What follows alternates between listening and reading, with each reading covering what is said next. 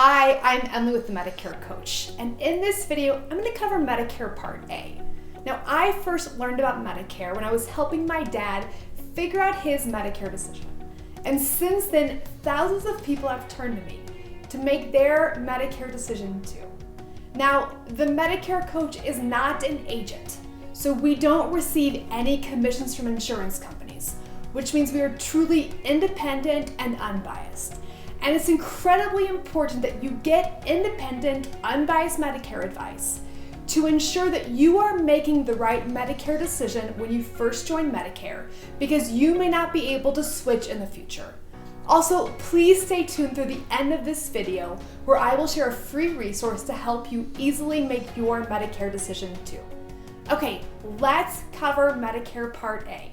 Now, Medicare Part A covers your hospital visits, your skilled nursing, your hospice, things like that. Most of you won't pay anything for your Medicare Part A premiums because you or your spouse have prepaid those through 40 qualifying quarters. Now, if you or your spouse don't have enough qualifying quarters, Part A can cost up to $437 a month in 2019. Now, when you use Part A services, there are rules as to what you will pay and what it will cover, including the deductibles that apply. But you likely don't need to worry about the deductibles for Part A because you will likely either get a Medicare Advantage or a Medicare supplement plan to cover some, if not all, of those costs. Now, please know that you must have Medicare Part A in order to get the other parts of Medicare. In addition, there are two unique things about Medicare Part A that I want to share. Number one is, while Medicare Part A does cover skilled nursing, these services are minimal. There are certain requirements to get this care, and there's also a limited amount of care provided.